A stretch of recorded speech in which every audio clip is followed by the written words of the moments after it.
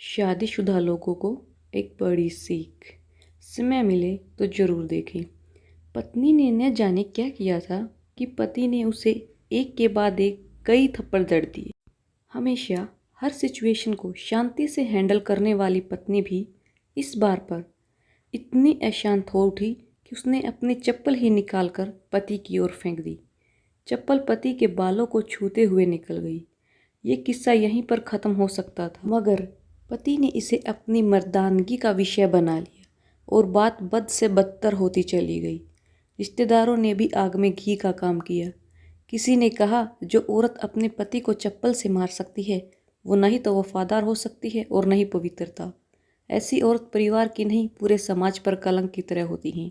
बीवी के पक्ष वाले भी कहाँ पीछे रहने वाले थे। किसी ने कहा, 21वीं शताब्दी में भी जो स्त्री के साथ मारपीट करते हैं उन्हें तो जेल भेज देना चाहिए।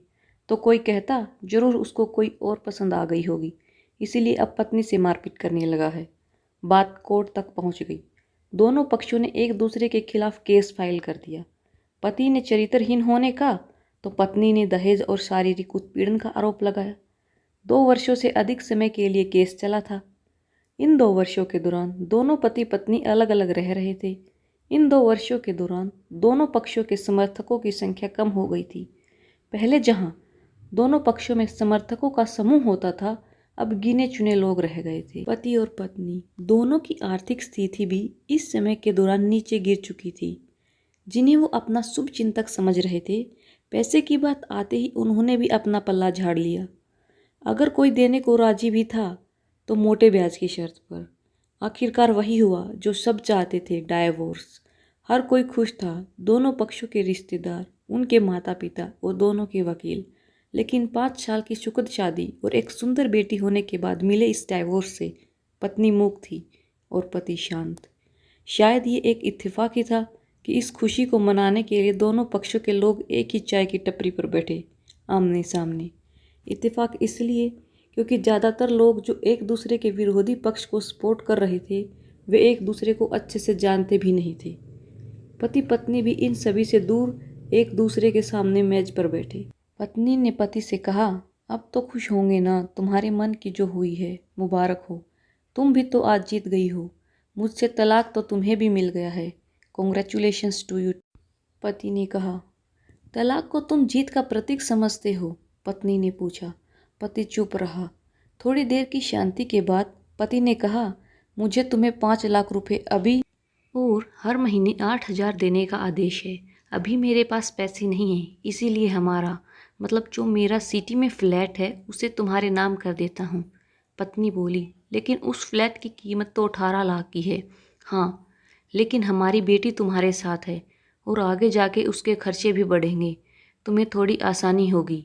पति ने कहा, नहीं नहीं, मुझे सिर्फ 5 लाख ही दे देना और तुम हर महीने 8,000 तो देने वाले ही हो, मैं मैनेज कर लूँगी। अगर 5 लाख नहीं है तब भी कोई बात नहीं, पत्नी बोली। दोनों फिर से शांत हो गए। पति सोचने लगा, कितनी भोली और समझदार है ये औरत, जो कुछ समय पहले तक मेरी पत्नी थी और अब अनजान। ये वही है जो कम से कम खर्चे में घर चलाती और पैसे बचाकर मेरे जन्मदिन पर हमेशा मेरे लिए नए कपड़े खरीद लाती। कभी बीमार भी हो जाती तो पैसे बचाने के लिए मुझे मालूम न होने देती और घरेलू नुस्खों से अपना इलाज कर लेती। मगर घर में कोई और बीमार हो जाए तो तुरंत डॉक्टर के पास ले जाती। मेरी ही मति मारी गई थी। मैं ही अपनी झूठी मर्दानगी के चक्कर में इतनी बड़ी गलती कर बैठा। पत्नी के दिमाग में भी उथल पुथल चल रही थी। अभी भी वैसे का वैसा ही है। पहले भी खुद से ज़्यादा हमारे बारे में सोचता था और अब भी वही कर रहा है। ये वही आदमी है जो मुझे एक्सीडेंट से बचाने के लिए खुद मोटरसाइकिल के आगे कूद पड़ा था और अपनी उंगली तुड़वा बैठा था। पता नहीं कौन सी मनहूस घड़ी में मैं झगड़ा कर बैठी। पति ने मौन तोड़ते हुए पूछा, अब तुम्हारे कमर का दर्द कैसा है? ज़्यादा तकलीफ़ तो नहीं होती? पत्नी हल्का सा मुस्कुराई और बोली, अभी भी होता है। अब तो पेट में भी क्रैम्प्स उठते हैं। वो तो होगा ही। तुम योगा या कसरत भी तो नहीं करती हो। अब किसी गायनोकोलॉजिस्ट को ज़रूर दिखा लेना, पति ने कहा। तुम बताओ, तुम्हारा अस्थमा कैसा है अब? क्या अब भी दौरे पड़ते हैं? पत्नी ने पूछा।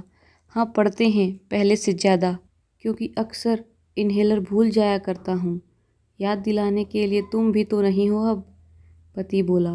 पत्नी के आंखों में आंसू आ गए। वो बोली, तुम्हें मेरे चरित्र पर सवाल नहीं उठाने चाहिए थे, तो ये परिस्थिति आती ही नहीं। हाँ, मैं जानता हूँ, तुम बहुत अच्छी हो। मुझसे गलती हो गई, बहुत बड़ी गलती। मैं लोगों के बहकावे में आ गया था, पति बोला। तुमने भी तो मुझ पर दहेज का इल्जाम लगाया था, वो बोला। गलत था, और इस बात का मुझे भी पछतावा हुआ, पत्नी ने कहा। पति कुछ कहना चाह रहा था, लेकिन हिचकिचा रहा था।